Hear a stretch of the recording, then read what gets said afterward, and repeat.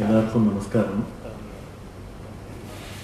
சங்கீதம் வாழ்க்கை ரெண்டுலேயும் எனக்கு ஐயோப்பனரா இருந்தார் லால்குடி சார்.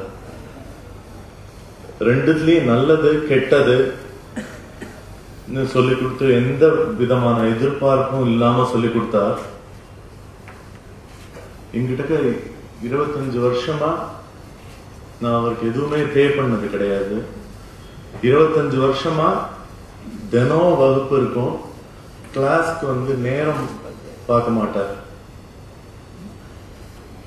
நம்மளாம் ரெஸ்ட் எடுத்துக்கிற நேரத்துல கூட ஓய்வு நேரம்னு அவர் ரெஸ்ட் எடுத்துக்காம சொல்லி நிறைய எனக்கு சொல்லி கொடுத்திருக்க.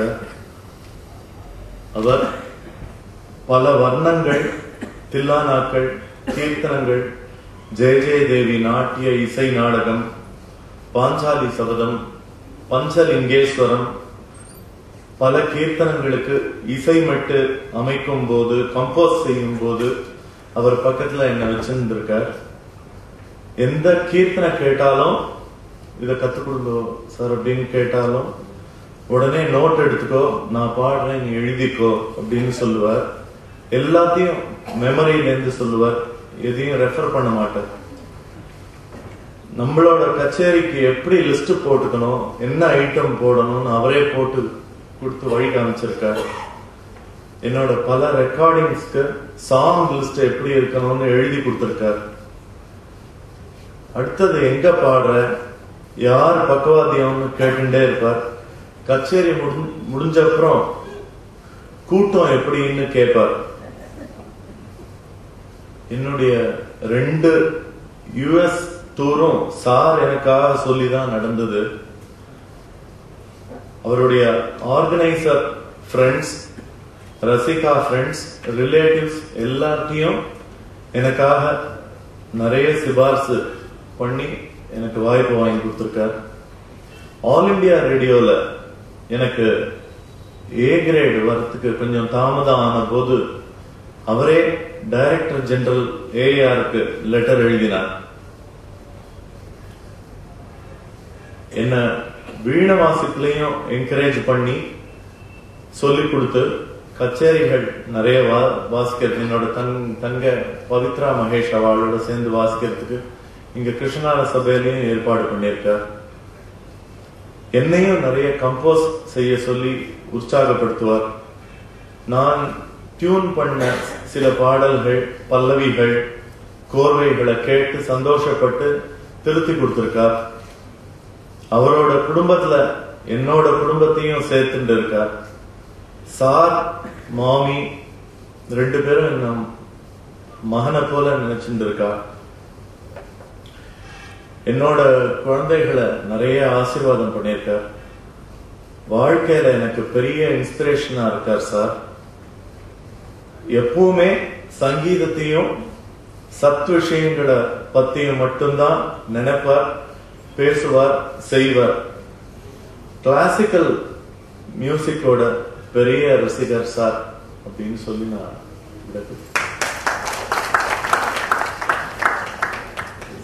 இந்த தருணத்தில் ஒன்று சொல்ல ஆசைப்படுறேன். லால்குடி சாருக்கு வீட்டை பற்றி ஒரு கவலையுமே இல்லாத ஃபுல்லாக பார்த்துருந்தது மாமி தான். எப்படின்னா சொல்லுவா, most of the time he spend ட்ரெயினில் தான். ஏன்னா அப்போல்லாம் பிளேன் கிடையாது. ஒரு மூட்டை துணி வருமா எக்மோர்லேருந்து, உடனே அந்த மூட்டை துணியை வாங்கிட்டப்பறம் அவர் அங்கேருந்து எக்மோர்லேருந்து நேராக சென்ட்ரலுக்கு விடுவார். இவர் அதெல்லாம் வாஷ் பண்ணி திரும்ப ரெடி பண்ணி வச்சு அவர் திரும்ப வரும்போது அந்த துணியெல்லாம் மாற்றி கொடுத்து, இவர் கொஞ்சம் நெஞ்சமான வேலை இல்லை. அத்தனையுமே இதெல்லாம் பாசிபிள். ஏன்னா அவர்கிட்டேருந்து அத்தனை வெளிப்பட்டிருக்குன்னா அவருக்கு வீட்டு நினைப்பு அவருக்கே கிடையாது. இருந்தாலும் குடும்பம் இல்லாத ஃபுல்லாக பார்த்துட்டு இருக்க மாமி தான். நமக்கு அவர் விட்டு போன ரொம்ப முக்கியமான சொத்து ஜிஜேஆர் கிருஷ்ணனும் விஜயும் தான். இனிமே அவன் மூலமாக தான் அவரோட சங்கீதத்தை நிறைய நம்ம கேட்க போகிறோம். அவர்கிட்ட அந்த ஆத்தென்டிக் மெட்டீரியல் இருக்கு. You look forward to more and more of Lalgudi's music from them.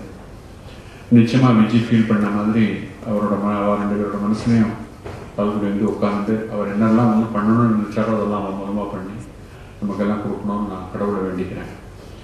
இந்த மாதிரி ஒரு சந்தர்ப்பம் வரும்னு நான் நினைக்கவே இல்லை. ஆனால் எவ்ரி டைம் எனக்கு ஏதாவது கொஞ்சம் போர் அடிக்கிற மாதிரி இருந்ததுன்னா உடனே அந்த மாதிரி ஒரு ஃபங்க்ஷனை கிரியேட் பண்ணி அவரை கொண்டு வந்து உட்காந்து வச்சோன்னா நான் அந்த சீசன் ஃபுல்லாக சரியாயிடுங்க.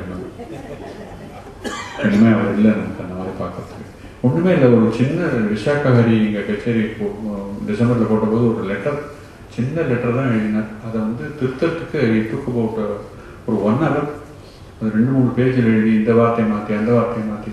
I heard about RK. Narayanan going through the proof till the last print is then. கடைசியில் பிரிண்ட் அடிச்சப்போ கூட குவிச்சு போட்டு திரும்ப பிரிண்ட் அடிக்கும். அந்த மாதிரி அவருக்கு திருப்திங்கிறதே வராது.